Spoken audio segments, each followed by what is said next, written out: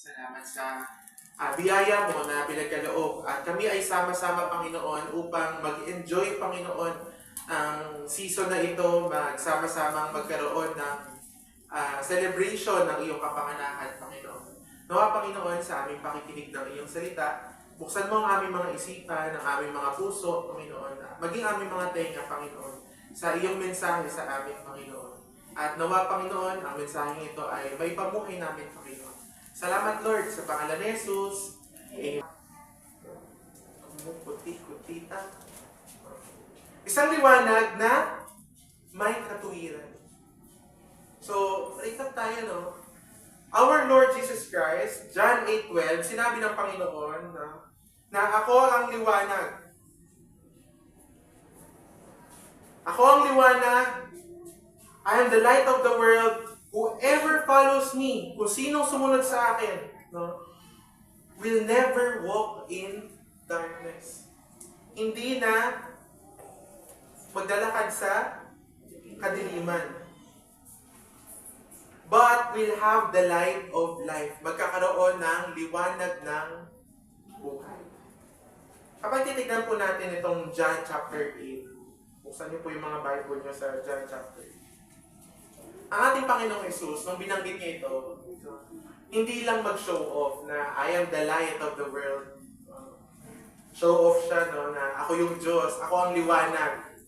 Hindi nagyayabang si Lord dito sa part na ito.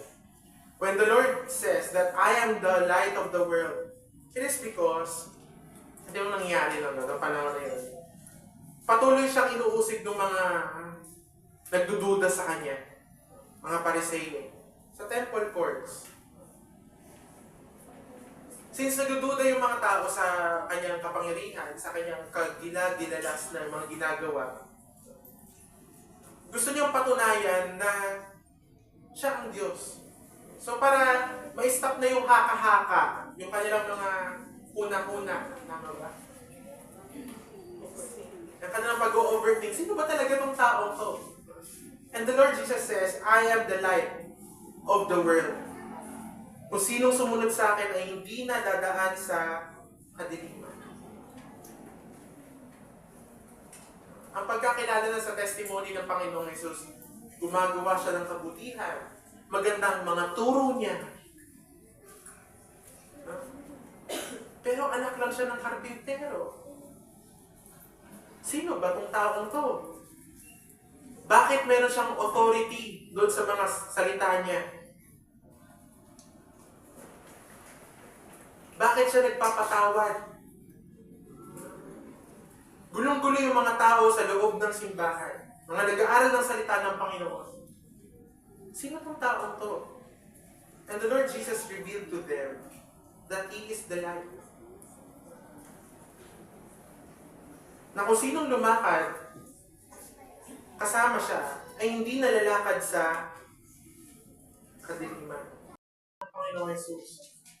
No? Kung hindi pa sapat yung mga tao sa kapanganakan ni Jesus, no, John 8:12, mismo ang Panginoon na nagsasabi, bakit ayaw niyo maniwala? No? Ganun ba kadilim ang inyong mga puso?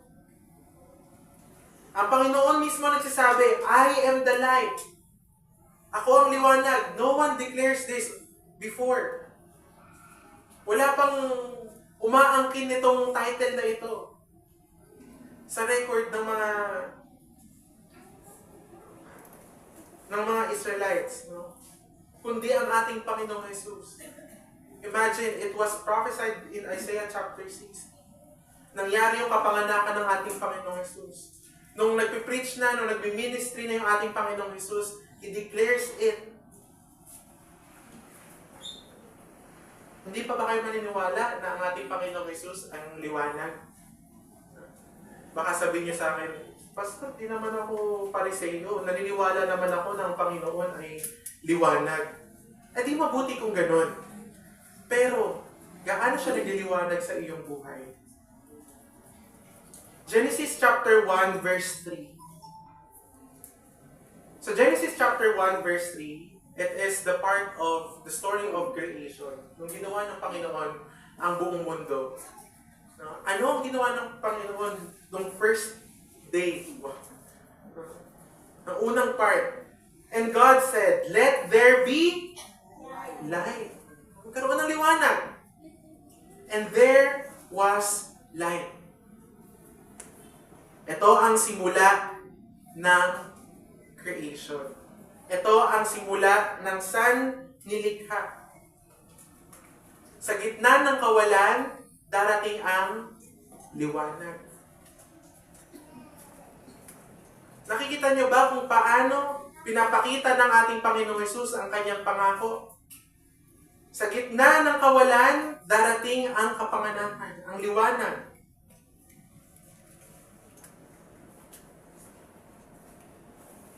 Nakakatuwa dito, kapag tinignan natin sa New Testament, Colossians chapter 1:16, ito ang testimony ni Paul sa mga taga-Colossians. Sinabi niya, for in Him, for Jesus Christ, in Jesus Christ, all things were created.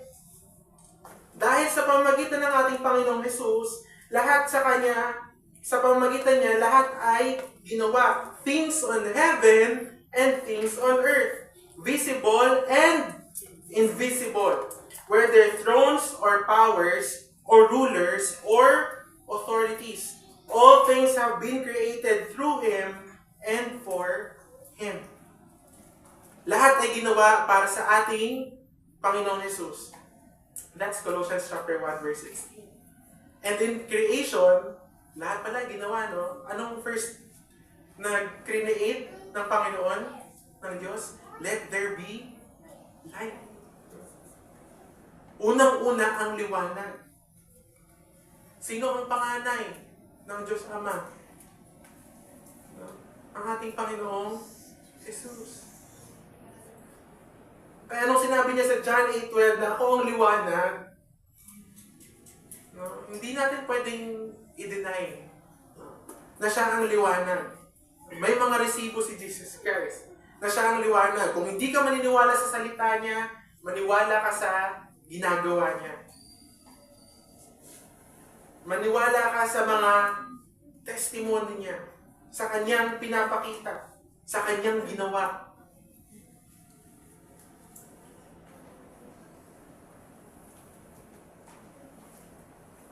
Sabihin niyo, naniniwala naman po ako na ang ating Panginoong Hesus ay liwanag.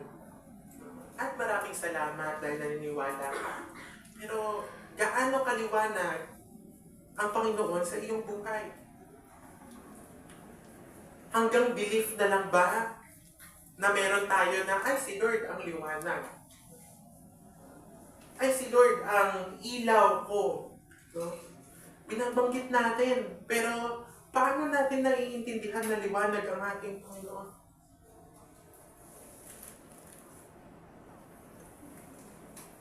Sa umaga ito, salamat sa biyayang binigay niyo sa amin, Panginoon.